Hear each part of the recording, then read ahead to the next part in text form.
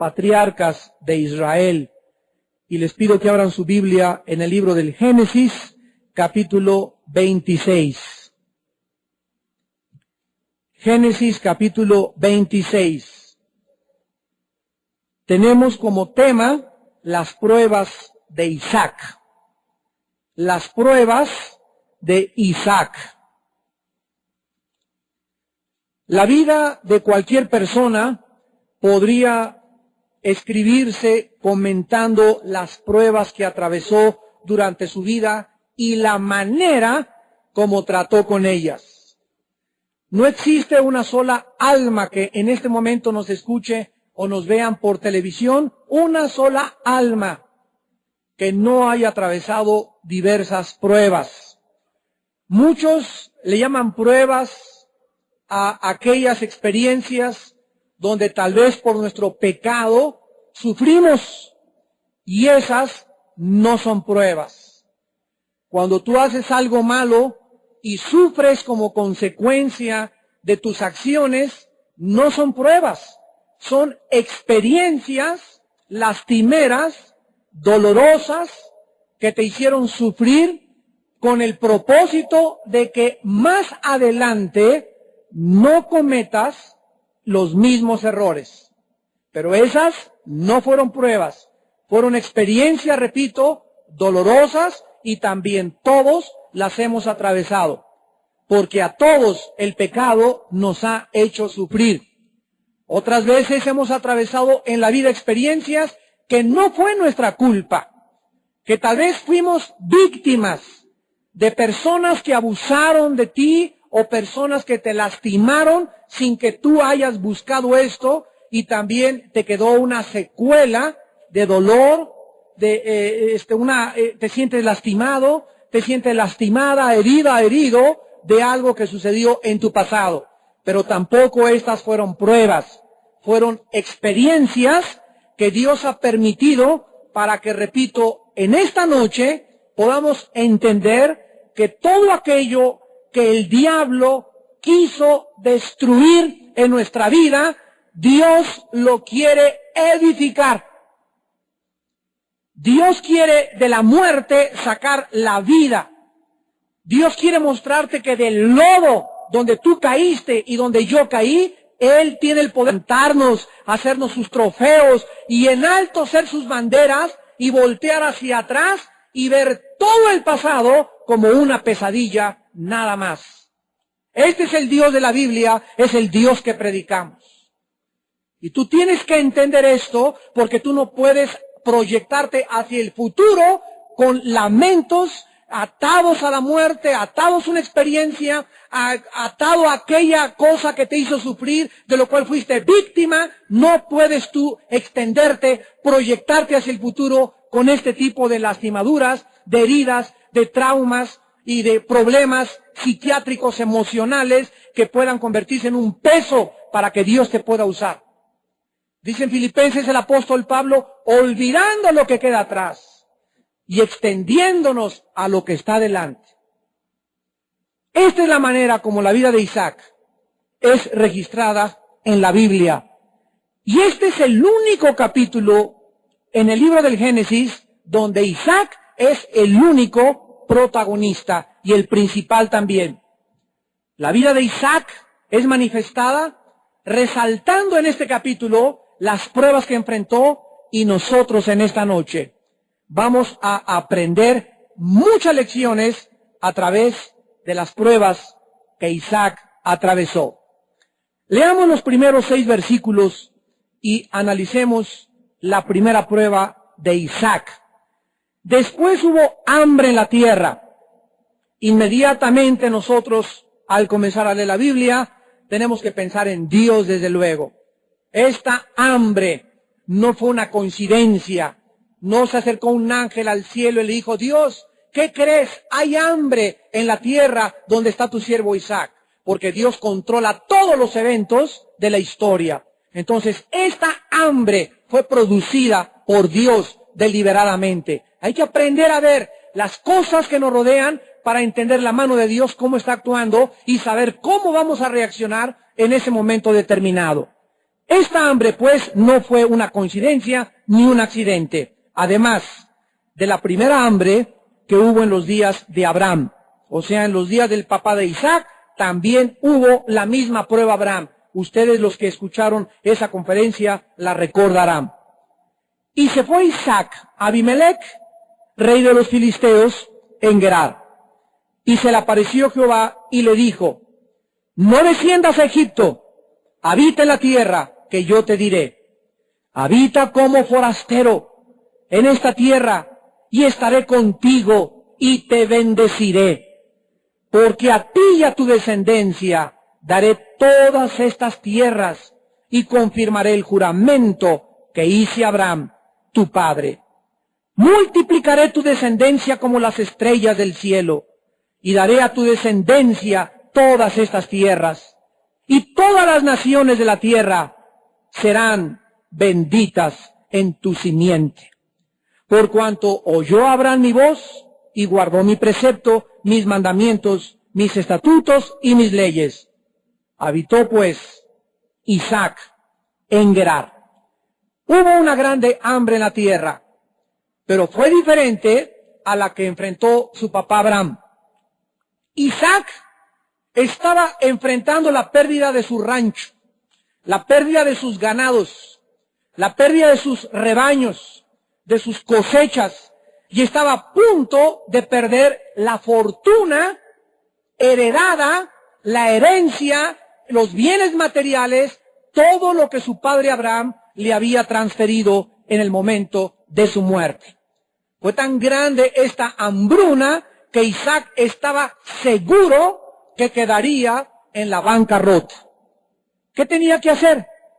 ¿Quedarse en la tierra prometida o viajar hacia el sur, hacia Egipto, donde había campos, tierra fértil, cosechas y mercado para vender todo aquello que él poseía?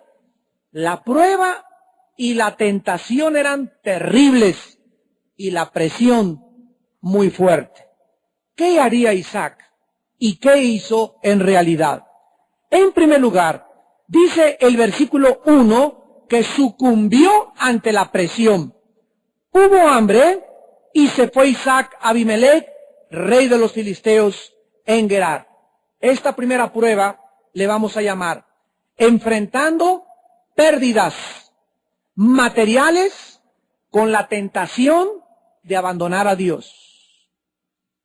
¿Qué harías cuando fueras amenazado financieramente, cuando estuvieras a punto de perder tu casa o tu trabajo y alguien te ofreciera algo para salvarte, pero ese ofrecimiento no venía de Dios? Esa es una prueba y una tentación terrible, con una presión en la vida que puede determinar de qué estás hecho. Les voy a contar un ejemplo. Hace muchos años, ya les había contado esta historia, me habló un hermano cristiano a la casa de ustedes. Me dijo: Armando, estoy trabajando aquí ya en la Secretaría de Gobernación con uno de los principales directores, y lo primero que me dijo es que si yo era cristiano, y que si yo era cristiano, que por favor hablara seriamente con él, porque quería que yo fuera honesto y le dijera cuáles eran mis creencias y mi posición filosófica ante la vida. ¿Qué le digo? Me dice, porque mañana tengo una junta con él a las 10 y necesito darle respuesta. Y le dije: no te avergüences del poder del Evangelio de Dios.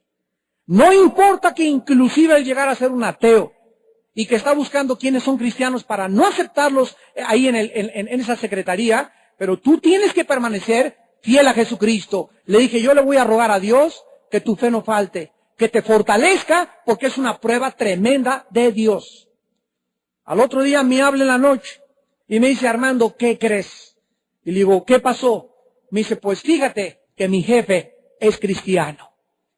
Y estaba probándome para saber qué grupo de personas podía formar su personal de confianza.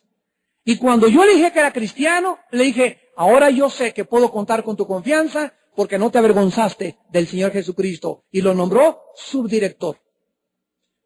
Todas estas pruebas nos vienen a todos, de diferentes formas en la vida, pero Dios está esperando contemplar tu corazón y ver realmente de qué estamos hechos. ¿Qué vas a hacer? ¿Cómo vas a reaccionar? ¿Vas a avergonzarte? ¿Vas a avanzar? ¿Vas a aceptar esa mordida? ¿Vas a aceptar esa proposición indecorosa de ese hombre porque te promete ponerte un departamento y porque tú no tienes dinero y te corrieron de tu casa? ¿Qué vas a hacer? Dios está atento a las reacciones de nuestro corazón. Isaac sucumbe a la prueba, abandona la tierra prometida con sus ganados y rebaños y comienza a enfilarse hacia el sur, hacia Egipto.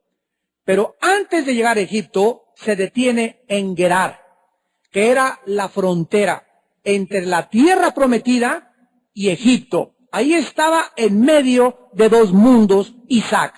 Gerar era la capital de los filisteos. Y como era un hombre muy prominente y traía todos sus ranchos y traía todo su ganado, como ya vimos, tenía como 500 empleados y tenía pues era un hombre, se podía considerar como un sheik, como una persona muy influenciable, pues inmediatamente los reyes y los potentados y los gobernadores los recibían en las puertas de la ciudad porque eran beneficiarios a la tierra a donde entraban. Entonces él, llegando ahí, le fue a pedir ayuda y a consultar al rey Abimelech. Abimelech, repito, le convenía que Isaac acampara en su tierra por tener tantas posesiones y tanto ganado. Dice en el versículo 2 que entonces ya Isaac en Gerar se le aparece Jehová y le dice: no desciendas a Egipto. Habita en la tierra que yo te diré. Dios es grande en la misericordia, lento para la ira, y engrandeció sobre sus hijos su misericordia más allá de los cielos y su verdad hasta las nubes, dicen los salmos. Y Dios se le aparece a Isaac y le dice: permanece por favor en la tierra que yo te di, por herencia. Recordamos en la Biblia que Egipto es un símbolo del mundo y Canaán un símbolo de las promesas, del reposo y del cielo en la palabra de Dios. Veamos esta verdad rápidamente en Isaías capítulo 30. Isaías 30 del 1 al 2. Ay de los hijos que se apartan, dice Jehová, para tomar consejo y no de mí, para cobijarse con cubierta y no de mi espíritu, añadiendo pecado a pecado, que se apartan para descender, ¿a dónde? A Egipto. Cada vez que nos apartamos, en el lenguaje figurado de la Biblia, se usa la frase descender a Egipto. Cada vez que alguien se aparta de Dios, desciende. ¿Y a dónde desciende geográficamente? A Egipto. Porque desde las plagas y desde el libro del Éxodo, Egipto es retratado como un símbolo del mundo, que desciende para tomar consejo y para cobijarse con cubierta, y no de mi espíritu, añadiendo pecado a pecado. Que se apartan para descender a Egipto y no han preguntado de mi boca, para fortalecerse con la fuerza de Faraón y poner su esperanza en la sombra de Egipto. Pero la fuerza de Faraón se os cambiará en vergüenza y el amparo en la sombra de Egipto en confusión. Veamos que esta verdad, anunciada por el profeta Isaías, es exactamente lo que se cumplió en Isaac. Vamos a ver más adelante que esta confusión de Isaac se agravó. Se le multiplicaron los problemas y avergonzó a su matrimonio, avergonzó a sus empleados, avergonzó su testimonio delante del mundo. Porque en la misericordia de Dios, cuando Dios le dijo, no desciendas a Egipto, veamos nosotros la tentación. La tentación, en primer lugar, en este momento es que escojamos las cosas materiales y deslumbrantes del mundo por el mundo y el reino de Dios en la tierra prometida. Veamos esto en diferentes pasajes de la Biblia. El primero está en Deuteronomio capítulo 8. Dice Deuteronomio capítulo 8 del 13 al 14. Bueno, vamos a leer del versículo 11. Deuteronomio 8, versículo 11. Cuídate de no olvidarte de Jehová tu Dios, para cumplir sus mandamientos, sus decretos y sus estatutos que yo te ordeno hoy. No suceda que comas y te sacies y edifiques buena casa en que habites y de repente ya tengas tu Mercedes-Benz y tengas tu Ford y tengas tu esto y tengas tu cuenta de ahorros y comience todo lo que tengas a multiplicarte. Versículo 14, y se enorgullezca tu corazón y te olvides de Jehová tu Dios, que te sacó de tierra de Egipto, de casa de servidumbre. ¿Cuál es la tentación? Que cuando comience el mundo a deslumbrarnos, y cuando nos comience a ir bien en la vida, y cuando comencemos a tener un buen trabajo, y cuando comiencen las cosas a llevárselas easy, como dicen en inglés, tranquilas, sin ningún problema, pues ya la Biblia, ¿verdad? Cuando no tenía, Señor, ayúdame, pero ahorita está todo tranquilo, ¿verdad? Y la Biblia ya la leo cada 2 o 3 días, ya mis devocionales ya no los tengo, y comienzo, sin que me dé cuenta, a olvidarme de Dios. Y la Biblia dice que cuando una persona se aleja de Dios, en estas circunstancias, es porque comenzó a entrar a su corazón el orgullo. El orgullo. ¿Qué es el orgullo? No es andar así, ¿verdad? Y así ver. Eso es despotismo. Eso no es orgulloso. De acuerdo a la Biblia, orgulloso es la persona que cree que puede vivir sin Dios. Que cree que puede ser padre sin Dios. Que cree que puede ser esposo sin la ayuda de Dios. Y cree que puede amar a su esposa sin la ayuda de Dios. Te equivocas. Que cree que puede dirigir su panadería y dirigir su taller de plomería y dirigir su consultorio, su bufete de abogados sin Dios. Este es el orgullo. Es la raíz del orgullo. No te necesito. Yo tengo conocimiento, puedo confiar en mis títulos académicos, en el consejo del psiquiatra, el psicólogo. Si me falta un consejo, mi suegra me ayuda, o mi compadre que es por acá o por allá, y además soy primo del gobernador. Todas estas falsas muletas, Dios te las va a quitar. Nos las tiene que quitar, para que podamos decir, alzaré mis ojos a los montes, ¿de dónde vendrá mi socorro? Nuestro socorro viene de Jehová. Él es nuestra roca, nuestra fortaleza, nuestro pronto ayuda en todas las tribulaciones, nuestro castillo, roca mía, alma mía, diré a Jehová, castillo mío y Dios mío. Salmo 91, del 2 al 3. Mi Dios, ¿en quién confiaré? Dios nos previene que el mundo nos va a tentar y vamos a atravesar esa prueba y tú tienes que pasar esa prueba. En segundo lugar, vean ustedes en Jeremías 17 que el profeta habla muy fuertemente respecto al mismo tipo de personas que comienzan sin que se den cuenta tal vez, porque muchas veces esto, amados, es imperceptible, nos alejamos de Dios. Dicen Jeremías 17, versículo 5 en adelante, así ha dicho Jehová, maldito el varón que confía en el hombre y pone carne por su brazo y su corazón se aparta de Jehová. Vamos a una pausa aquí. La palabra maldito significa mal decir o decir mal. Cuando dice la Biblia maldito, significa que cuando yo me aparto de Dios, Dios ya lo dijo, ya está en su palabra, que ya habló mal, Dios ya habló mal, porque Dios manda maldiciones, significa, Él habla mal y dice, el que peque, la paga el pecado es la muerte. Entonces Dios no tiene que, ya la maldición automáticamente la traigo a mi vida. Ya Dios habló en su palabra, ya está escrito, ya está en operación en el aire esto. Si yo transgredo y me alejo de Dios, inmediatamente atraigo, violo un sensor de Dios, comienza a activarse el sensor de Dios y atraigo a mi vida lo que Dios dijo, maldiciones, decir mal. ¿Qué significa esto? Que en ese momento se quita alrededor de mi vida la protección de Dios. Soy su hijo, soy su hija, Cristo dio su sangre por mí en la cruz del Calvario, pero el ángel de su divinidad acampa alrededor de los que le temen y los protege. Pero en el momento en que tú transgredes y comienzas a alejarte, dice la Biblia, a confiar en un hombre, en una mujer, en una persona, en tus papás, tus mamás, no importa quién sea, el varón que confía en el hombre, inmediatamente atraes a tu vida una maldición. Versículo 6, será bien el bien. ¿Qué pasa inmediatamente con esa persona? Esa persona comienza a secarse. Su vida comienza a ser insípida. Ya no tiene sabor su vida. Comienza a perder la habilidad de disfrutar ni las vacaciones, ni el puente del 20 de noviembre.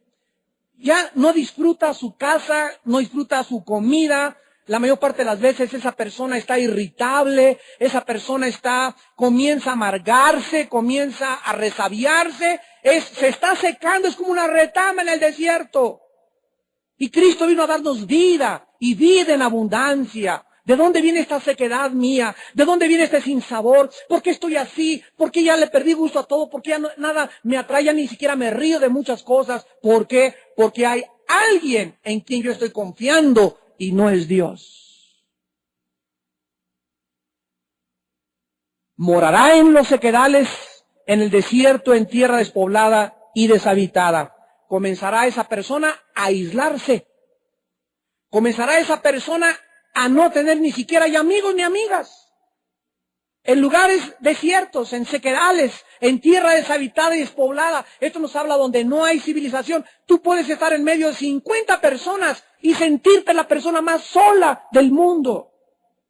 Pregúntaselos a los artistas de cine. Pregúntaselo a las personas famosas, a los millonarios. Ahí están enfrente de todos. El otro día entrevistaron al dueño de Playboy, Hugh Hefner, en Estados Unidos.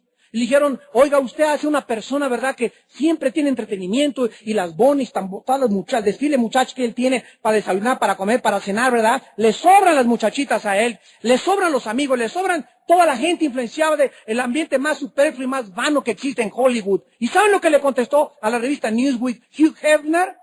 Quiero decirles que soy el hombre más solitario de esta vida. Pero ¿cómo si usted está rodeado de personas? No sé, dijo, no sé. No me pregunten, pero me siento profundamente vacío. Que lean Jeremías 17, del 5 al 6. En Marcos 4:19, el Señor Jesucristo dijo estas palabras que también pueden repercutir profundamente en nuestra vida respecto a estas personas precisamente que quieren alejarse de Dios. Dice la Biblia en Marcos 4, versículo 19, que muchas veces cuando se siembra la semilla, los afanes de este siglo, Marcos 4, 19, los afanes de este siglo, la ansiedad, el engaño de las riquezas, las codicias de otras cosas, entran. Estas cosas a nuestro alrededor tienen el propósito de ¿qué cosa? De entrar y destruir lo más precioso que tenemos, nuestra fe. ¿Qué es la vida cristiana? Es una vida donde vamos a correr 20, 30, 40 años con paciencia, nos van a pegar, nos van a desilusionar, vamos a enfrentar pruebas, pero todo el ejército y la maquinaria y las estrategias de Satanás tienen un solo objetivo: sacar esto de mi vida. Sacar esto de mi vida. El ataque es contra la palabra, es para que se haga infructuosa, para que si esta semilla no prospera y yo no la riego y no la guardo y no la cuido, entonces no tengo nada dentro de mí. Y lo único que vale dentro de mí es la palabra de Dios. Dice en Primera de Pedro 1:23 que fuimos renacidos por la palabra incorruptible de Dios. Dice Hebreos 4:12 porque la palabra de Dios es viva y eficaz y más cortante que toda espada de dos filos y me discierne las intenciones de mi pensamiento. Dice el Salmo 19 que es más dulce que la miel y que somos amonestados con ella. Dice en Juan 17:17 santifícalos en tu palabra es verdad. Dice en Lucas 12 los cielos pasarán pero mi palabra permanecerá. El diablo tratará de sacarte esto de tu vida. ¿Y cómo puede salir y robarme Satanás esto? Cuando me comienzo a afanar, Cuando comienzo a preocuparme más de mis negocios, y más del dinero, y más de mi novia, y más de mi futuro, que de la palabra de Dios. Ahí comienza a entrar todo eso a mi vida y a carcomerme todo dentro de mi vida, y me comienza a robar, porque el diablo es un ladrón. Juan 10:10, él vino a robar, a matar y a destruir. Ahora regresamos a Génesis 26 y observamos que Dios le hace una promesa. Versículos 3 y 4, habita como forastero y te bendeciré y estaré contigo. En otras palabras, Isaac, y el mensaje a todos nosotros en esta noche, recordemos que somos peregrinos. No querramos echar raíces en esta vida. No te aferres a una propiedad, no te aferres a una carrera, no te aferres a ninguna cosa. Vamos de paso, somos peregrinos, habiten como forasteros y Dios nos bendecirá. Amados míos, les ruego, dice el apóstol Pedro, que se abstengan de los deseos, de las pasiones que luchan contra el alma. Las pasiones carnales. Somos peregrinos. No hay nada en esta vida que nos pertenezca. Todo este edificio, el centro cívico, otras torres más altas que el World Trade Center en Shanghái, la torre de Sears en Chicago y construcciones que estamos viendo, todo va a ser quemado, todo va a ser derrumbado como las torres, las islas van a ser aplastadas, no va a haber montañas, lo único que va a sobrevivir del planeta Tierra son las almas de los seres humanos. Y Dios nos manda a este mundo a que no pongamos los ojos en los edificios, no pongamos los ojos en el glamour, ni en la belleza, ni en el poder, sino veamos las almas a las personas a quien podemos arrebatar del fuego, del infierno y traerla a la cruz. Esta es nuestra misión, predicar este santo mensaje de Dios. Habita como forastero y te bendeciré. Y dice el versículo 4, y multiplicaré tu descendencia como las estrellas del cielo, y daré a tu descendencia estas tierras, y todas las naciones sabrán o serán benditas en tu simiente. En los versículos del 7 al 11, Isaac enfrenta la segunda prueba. Aquí comienza a entrar a Gerar, y los hombres de aquel lugar, versículo 7, le preguntaron de la mujer, y él respondió, es mi hermana, o sea, su esposa, porque tuvo miedo de decir, es mi mujer, pensando que tal vez los hombres del lugar lo matarían por causa de Rebeca, pues ella era de hermoso aspecto. La segunda prueba que Isaac enfrentó fue enfrentar el peligro y el temor por mentir y actuar egoístamente. El peligro que es o que siempre estará enfrente de nosotros cuando no somos honestos en la vida, cuando decimos mentiras, cuando actuamos para nuestros propios intereses, comenzamos a llenarnos de temor, comenzamos a llenarnos de desconfianza, porque la Biblia dice, ¿verdad?, que la mentira viene de Satanás. ¿Por qué hizo esto Isaac? Dios, acuérdense, le dijo, Isaac, estás en la frontera, no vayas más al sur y te bendeciré. Sin embargo, Isaac ahí se quedó en Gerar. Gracias, Señor, pero déjame pensarlo. Pero mientras lo piensas, te comienza a ir como en feria. Y lo primero que fue es el ataque contra su matrimonio, contra su esposa. Veamos que el pecado en el versículo 8 y 9 es descubierto. Sucedió que después que él estuvo allí muchos días, Abimelech, rey de los filisteos, mirando por una ventana, vio a Isaac que acariciaba a Rebeca, su mujer. No pasó mucho tiempo sin que el rey se enterara que no era cierto, no era su hermana. Así no se acaricia a la hermana, era su esposa. Y le sucede, ¿verdad? Tal vez él estaba viviendo muy cerquita del palacio, en la mejor colonia de Gerar, porque con el dinero que tenía, ¿verdad?, pues el rey lo quería cerquita de él, y se asoma un día el rey por la ventana y lo ve que está acariciando, como un hombre acaricia a su esposa, y le sorprende, le cuestiona y le reprende. Versículo 9, y llamó Abimelech a Isaac y dijo, he aquí ella es de cierto tu mujer. ¿Cómo pues dijiste, es mi hermana? E Isaac le respondió, porque dije, quizá moriré por causa de ella. Y Abimelech dijo, ¿por qué nos has hecho esto? Por poco hubiera dormido alguno del pueblo con tu mujer y hubieras traído sobre nosotros el pecado.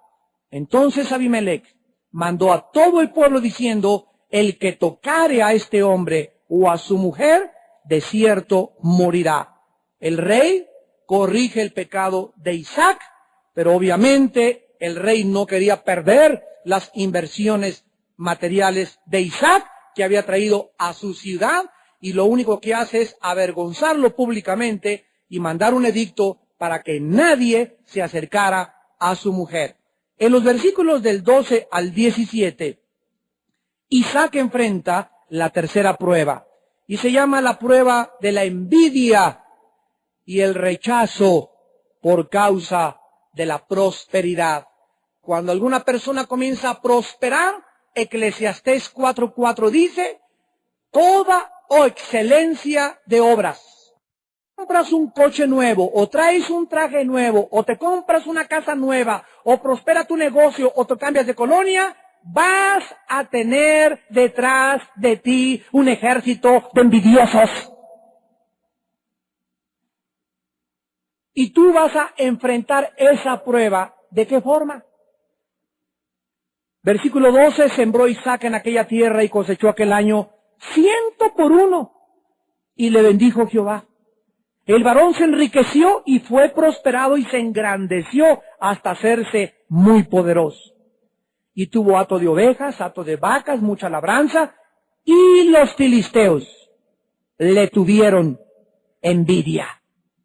Y todos los pozos que habían abierto los criados de Abraham, su padre en sus días, los filisteos los habían cegado y llenado de tierra. Entonces Abimelech dijo a Isaac, apártate de nosotros porque mucho más poderoso que nosotros te has hecho.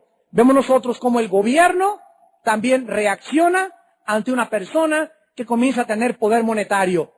La persona se comienza a convertir en una amenaza ante el mismo gobierno, ante el mismo poder político. ¿Por qué? Porque el dinero y la prosperidad dan poder. Isaac se fue de allí y acampó en el valle de Gerar y ya se quedó ahí viviendo. Dice la Biblia en el versículo 12 que cosechó el 100%. Versículo 13, su fortuna aumentó considerablemente. Versículo 14, su ganado y sus rebaños aumentaron. Y por estas razones comenzó la envidia que se convirtió en desprecio al grado que le dijeron, ¿sabes una cosa? Vete de nuestras tierras. Esto luego amenazaría sus operaciones agrícolas.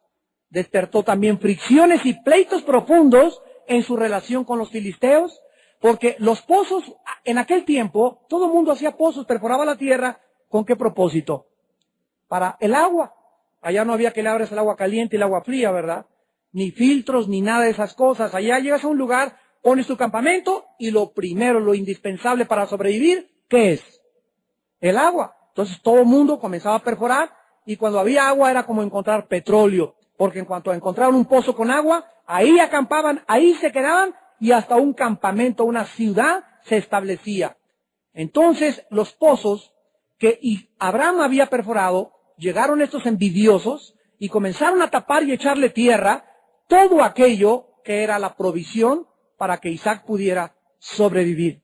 Primero su esposa fue amenazada, fue amenazado públicamente, avergonzado públicamente, y ahora comenzaba a tener pleitos con los filisteos. Vamos a ver al final de este pasaje todo lo que nos pasa en la vida cuando no queremos vivir cerca de Dios. En el versículo 18 al 22 enfrenta la cuarta prueba, enfrenta la hostilidad.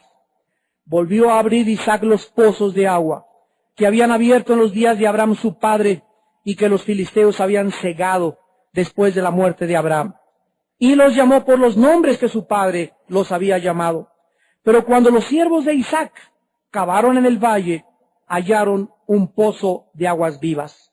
Los pastores de Gerar riñeron con los pastores de Isaac diciendo, el agua es nuestra. Por eso llamó el nombre del pozo Esek. La palabra Esek en el hebreo es contención, porque había tercado con él. Y abrieron otro pozo y también riñeron sobre él, y llamó su nombre Sidna. La palabra Sidna en el hebreo es enemistad. Y se apartó de allí y abrió otro pozo. Y algo tremendo pasó. No hubo pleito sobre ese pozo. Y llamó su nombre Rehobot, que significa lugar amplio o espacioso en el hebreo. Y dijo, porque ahora Jehová nos ha prosperado y fructificaremos en la tierra. Recordamos que Isaac todavía no regresaba a la tierra prometida. Por lo que todos sus problemas, las presiones, de repente comenzó problema tras problema, tras problema, tras problema. Todo venía de la mano de Dios. Comenzaron a aumentar sus problemas, comenzó a perder su paz, sus trabajadores en pleito, en su matrimonio problemas con su esposa, llegó hasta mentir, actuar egoístamente. Isaac vuelve a ver otra vez los pozos de su padre que le pertenecían y sus trabajadores abren otros, y por esta causa comienzan lo último que le faltaba, los pastores, a pelearse con los habitantes de Gerar. Isaac actuó mansamente, no quiso discutir más, se retiró de ahí y abrió otro pozo, y en cuanto él se rindió y dijo, ya no quiero pleito con ustedes, y se fue a abrir otro pozo, ese pozo nuevo que abrió, ya no hubo ningún problema, y le llamó, el Señor ha ampliado mi territorio. ¿Qué nos enseña esto espiritualmente? Dice la Biblia en Hebreos 12, sigan la paz con todos en cuanto de ustedes sea posible. Cuando nosotros actuamos y comenzamos a darnos cuenta que los pleitos en mi casa, los pleitos con mi familia, los pleitos en mi trabajo, cuando son demasiadas broncas y contiendas y además yo ya no tengo paz, algo me está diciendo Dios del cielo. Y tengo en ese momento dos caminos. Uno, amargarme. Y dos, entregar mis armas. Rendirme. Actuar con mansedumbre. Ya no quiero pelear con ustedes, familia. Ya no quiero pelear con ustedes tampoco. Ya no quiero tener sus problemas. Y ahí Isaac comienza en este momento a descubrir lo que dice Romanos capítulo 2. Miren ustedes lo que Isaac comienza a descubrir del carácter de Dios. Isaac, en este momento, comienza a conocer una de las facetas más maravillosas, inexplicables y profundas de Dios. Dice en Romanos 2, versículo 4, ¿o menosprecias las riquezas de su benignidad, paciencia y longanimidad, ignorando que su ¿qué cosa? Que su benignidad te guía al arrepentimiento. Dios avienta a nuestra vida presiones y problemas, y comienza Dios inexplicablemente a bendecirme y a protegerme sin que yo lo merezca. Y ahí es cuando Isaac comenzó a decir, Padre, ya son demasiados problemas en mi casa, por aquí, por allá. Oh Dios, y a pesar de que no he regresado a la tierra prometida, a pesar que me dijiste algunos meses que habitara como extranjero, tú, Señor, me das otro pozo y me vuelves a bendecir. Ahí Isaac comienza a rendirse, a actuar con mansedumbre y comienza a volverse, como lo vamos a ver a continuación, lentamente hacia Dios. Esta es la forma como muchas veces Dios actúa para disciplinarnos, para enseñarnos el camino que debemos andar. Pone presiones sobre nuestra vida, nos avergüenza, nos levanta enemigos y otras veces nos bendice. Dice en Job 5:17, he aquí bienaventurado el hombre a quien Dios castiga o corrige. Por tanto, no menosprecies la corrección del Todopoderoso. Job 23:10, mas él conoce mi camino, me probará y saldré como el oro. Salmo 119, versículo 67. Antes que fuera yo humillado, descarriado andaba, mas ahora guardo tu palabra. Antes de que fuera humillado, descarriado andaba. ¿Por qué viene la humillación del cielo?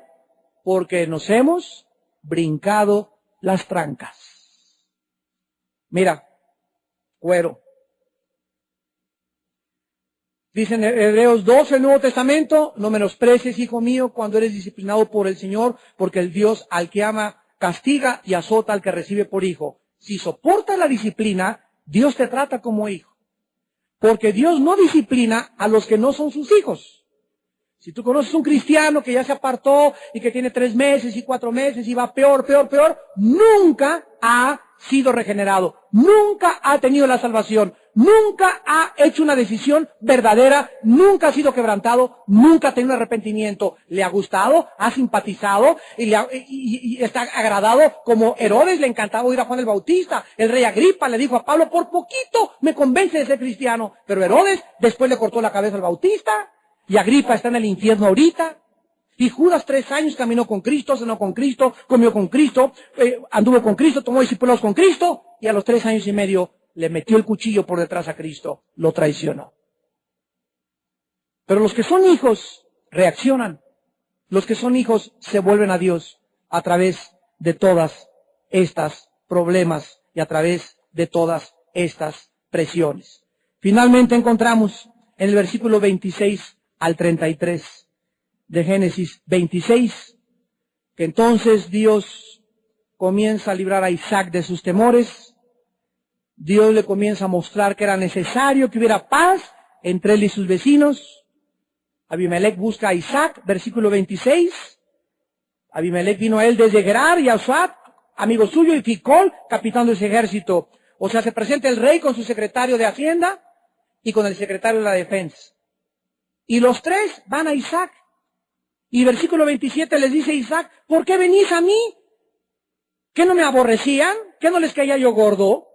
¿No me echaron ustedes y me corrieron de su país? Ellos respondieron, hemos visto que Jehová está contigo. Y dijimos, ahora hay ahora juramento entre nosotros, entre tú y nosotros, y haremos pacto contigo. Dice un proverbio, cuando los caminos del hombre son agradables a Jehová, aún a sus enemigos los hace estar en paz con él. De una forma inexplicable, cuando te vuelves a Dios, en esta noche, Dios, me he alejado de ti, no te he obedecido, hace 3 meses me dijiste que dejara esto, no lo he dejado, me lo vuelves a decir esta noche, y en esta noche me doy cuenta que no me ha ido mal en la vida, sin embargo me has bendecido, y ahora lo entiendo, porque es tu benignidad la que muchas veces me guía al arrepentimiento, pero me vuelvo a ti con todo tu corazón. Cuando tú haces eso, de repente llegas a tu casa y ya no hay pleitos. Vas a tu trabajo y ya te dejan de perseguir porque es Dios el que tiene el poder de luchar por nosotros contra nuestros enemigos. Él es el que permite también que se levante gente contra nosotros. Él es el que lo hace para purificarnos como al oro, para hacernos entender que solo en su presencia hay plenitud de gozo. Isaac finalmente hace un pacto con Abimelech y finalmente Isaac, en el capítulo 34 y 35, enfrenta la última prueba, la desilusión con nuestros hijos. Versículo 34 y 35, y cuando Esaú era de 40 años, tomó por mujer a Judith, hija de Berit Eteo, y a Basemat, hija de Elón Eteo, y fueron amargura de espíritu para Isaac y para Rebeca. Los corazones de Isaac y Rebeca fueron traspasados de dolor y desilusión por su hijo Isaac. Y todos en nuestra familia hemos tenido ovejas negras. Amargura de espíritu, nos desilusiona. Y ya vimos la vida de Esaú, creció con un abuelo cristiano, Abraham, creció con Jacob su padre, y vemos cómo rechazó la primogenitura, no le importó la responsabilidad de su casa, y estas personas siempre acaban de esta forma. Esaú se casa a los 40 años de edad con 2 mujeres paganas, los hititas o los eteos eran paganos, Judith y Basemat. Esaú cometía 2 pecados gravísimos. Violó la demanda de Dios de no casarse con extranjeros, sino de la familia, y cometió bigamia, no conformándose con una sola mujer. Recordamos que era un cazador.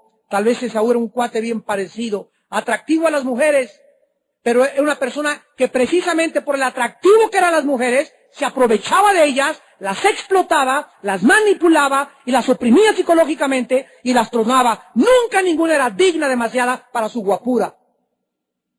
Esto es lo que pasa con muchos hombres y con muchas mujeres también, cuando son demasiado bellas o demasiado guapos. Creen que nadie es digno de ellos. Y cuando se casan con una mujer, no importa qué bendecida sea, su egoísmo, su ego, él necesita saber que todavía la hace a los 30 y a los 40 se va con la otra porque le echan los perros y necesita demostrarse que también la hace. Y ella tiene que mostrar que también la hace con los chavos jóvenes y con cualquiera que se le acerca. Es el ego, la vanidad, la maldad dentro de nuestros corazones. Y si tú eres así en la vida, vas a ser infeliz a cualquier persona que se acerque, que esté cerca de ti. Esaú era una persona soberbia y vanidosa, y fueron amargura de espíritu con los hijos. Ahora, esto que Esaú hizo y entristeció a Isaac y Rebeca, ¿los amargó? No, no los amargó. Sino que ellos, uno como padre, sufre, ¿verdad? Y te duele y te traspasa el corazón, pero sin embargo hay un momento en que tenemos los padres que tener paz. Y decir, Padre Santo, ni mis lloridos, ni mis quejidos, ni mis cachetadas que le dé, no importa lo que haga, no van a cambiar a mi hija, no van a cambiar a mi hijo. Nosotros no podemos cambiar a nadie. El único que puede cambiar los seres humanos desde el cielo es Dios. Padre, a nosotros danos paz. Que en mi casa haya paz, que haya tranquilidad. Si esa persona vive en mi casa, agarra tu maleta y agarra carretera. Porque si sigue viviendo en tu casa ese hijo o esa hija, entonces sí van a tratar de dividirte a ti y a tu esposo.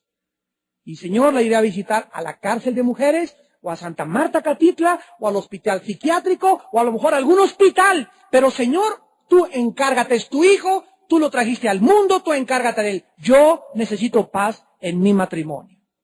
Y vamos a orar todos los días por ese hijo, vamos a orar todos los días por esa hija, pero ese hijo y esa hija no pueden robarnos nuestra paz interior. Porque entonces no confías realmente en aquel que dice, yo pelearé el pleito por tus hijos. Isaías 49. Yo arrebataré el botín al valiente. Ustedes síganme. Dejen que los muertos se entierren a los muertos.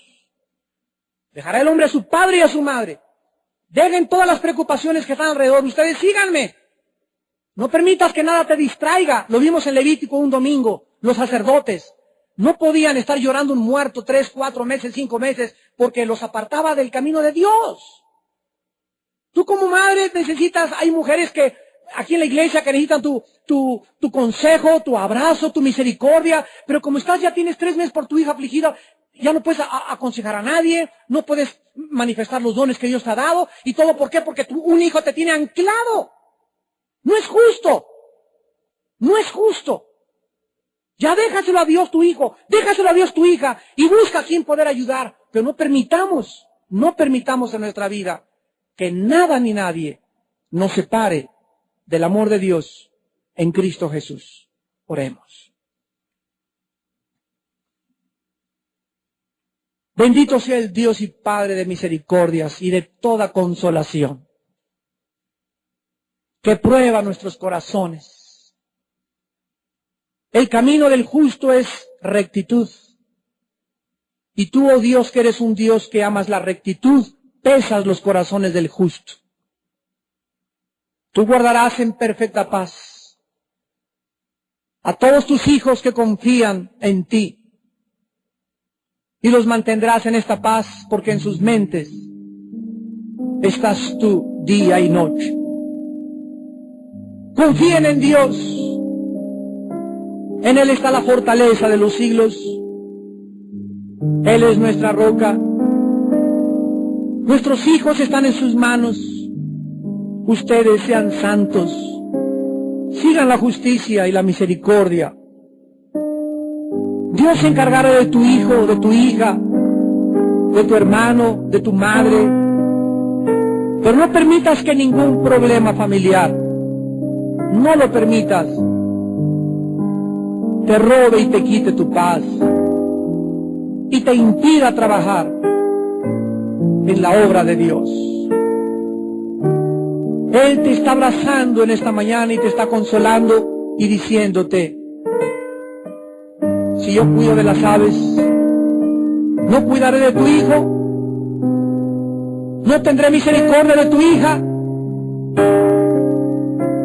Tal vez ahorita lo veas perdido o perdida, pero yo te digo, dice el Señor, la generación de los justos será bendita. Y pronto lo verás como un olivo junto a tu mesa. Pronto te gozarás, pero sigue confiando en mí. No te alteres por motivo de las personas que se apartan de mí, dice el Señor. Ni tampoco tengas envidia de los que prosperan en su camino. Confía en mí. Haz el bien y habitarás en la tierra y te apacentará la verdad. Deleítate a sí mismo en mí, dice el Señor, y yo te concederé todas las peticiones de tu corazón. Yo resucitaré de los muertos para darte vida. Yo arrancaré de tu vida lo que te estorba, y yo bendeciré a aquello que te va a bendecir. Tú encomiéndame tu camino y sigue confiando en mí, y yo haré, dice Jehová. Exhibiré tu justicia como la luz y tu derecho como el mediodía. Guarda silencio delante de mí y espera en mí. Mientras tanto, no te alteres, no te afanes, no te amargues. Deja la ira y desecha el enojo. No te excites en manera alguna a hacer lo malo, porque los que esperan en mí heredarán la tierra. Padre, gracias por las pruebas que envías a nuestra vida, nunca para destruirnos, sino para que descubramos nosotros qué tan cerca estamos de ti, para purificarnos como al oro, para formar carácter en nosotros, para fortalecer nuestra vida y para prepararnos para mayores pruebas en el futuro, para que no nos derrumbemos cuando los vientos soplen y cuando vengan las tormentas podamos ser como el varón que medita día y noche en tu palabra, plantados junto a corrientes de agua, dando nuestro fruto a nuestro tiempo, nuestra hoja nunca cayendo y siendo prosperados en todo lo que emprendamos, porque nuestra confianza está en Jehová, que hizo los cielos y la tierra. Muchos de ustedes en esta noche no tienen esta confianza en Dios. Las pruebas, en lugar de fortalecerte, te han debilitado más. La oposición del mundo y la hostilidad de la gente te está amargando.